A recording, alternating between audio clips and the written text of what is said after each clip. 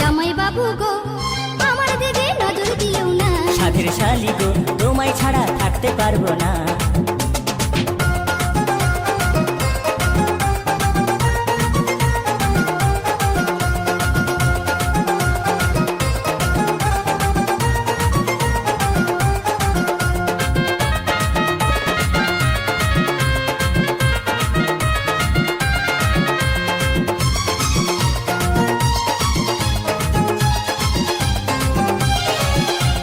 দিবানিশি ভাবি শালি তোমারই কথা, দিদির আগে তোমার সাথে হয়নি কেন দেখা।